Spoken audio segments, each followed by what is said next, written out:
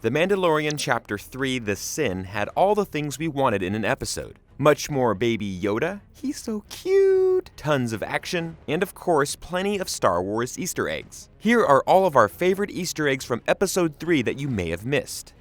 The Outer Rim is filled with various alien species, and Star Wars wouldn't be Star Wars without showing off at least one Twilek kicking around. The species is known for their two appendages that come out of their head. Some of the notable Twileks in Star Wars canon are Jabba the Hutt's servant, Bib Fortuna, Jedi Knight Aayla Secura, and Rebels pilot Hera Syndulla. Stay calm, it's all part of the plan.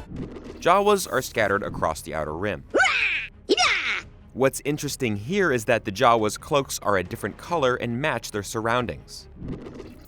One thing we don't see a lot of in the Star Wars universe is spacesuits. However, they do actually exist. For a brief moment in the episode, we see a creature in an Enviro suit walk through the town. There are numerous reasons why this creature may need to wear one. It could be due to what it breathes, or the toxicity of the air, or just air pressure. More of the Gatekeeper droid, TT-8L-Y7.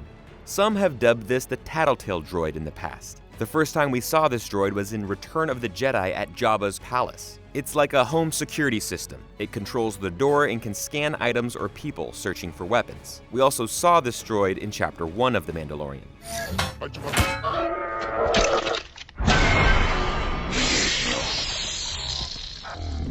Very briefly after Mando exits his meeting with the client, he walks through a market and roasting on a spit is a Kowakian monkey lizard. It's never fully in focus, but it was also shown in Chapter 1. You may know this creature from Return of the Jedi. Jabba's court jester was Salacious B. Crumb, who was a Kowakian monkey lizard. Apparently, people eat these things.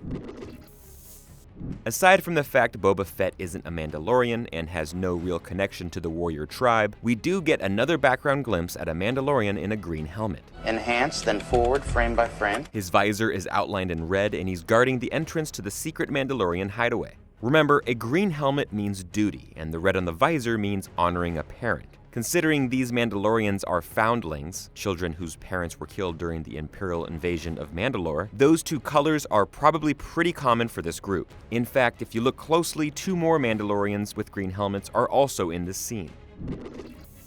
We see this beefy Mandalorian a few times in the episode. He wears all blue armor, which means he's reliable. But whom is he reliable to? Perhaps the Mandalorian way of life? He's extremely loyal to his tribe and puts them above everyone else.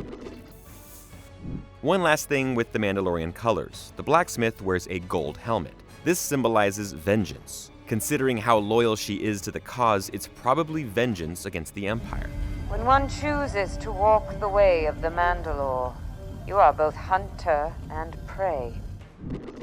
Listen closely to this. It might be Jon Favreau's voice. Our world was shattered by the Empire, with whom this coward shares tables. Mando gets into a skirmish with another Mandalorian whose name is Vizsla.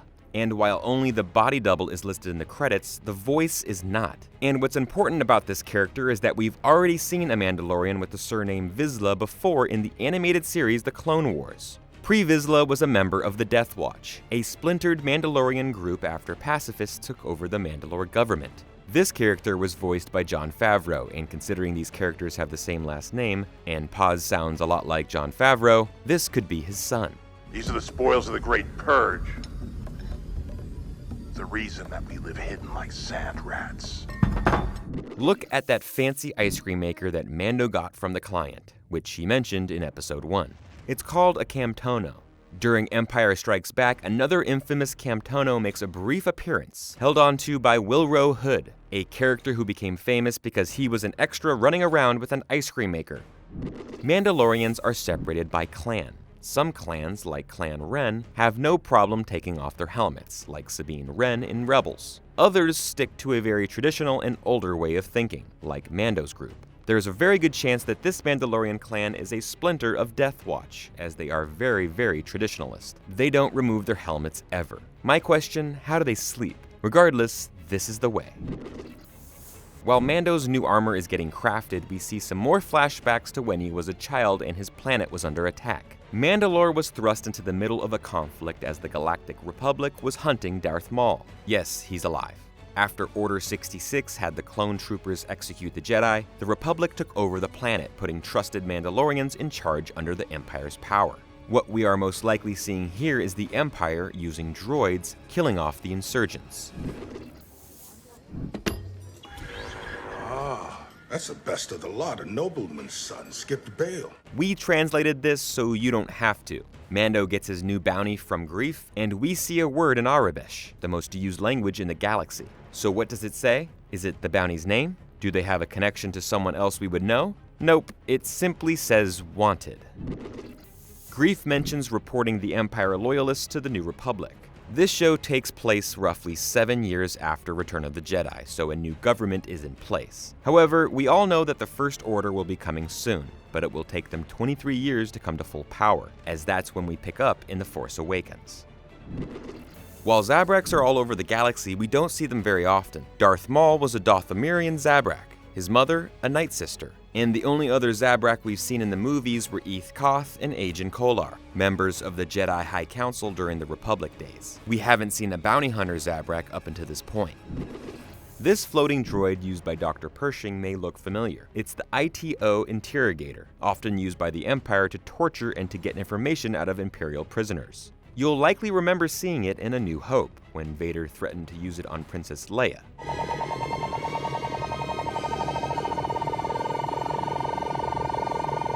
But what was it going to do to poor Baby Yoda? Did you catch any other Easter eggs that we missed? What did you think of Chapter 3? Let us know in the comments below and subscribe for more Star Wars videos. Thanks for watching, guys, and we'll see you soon.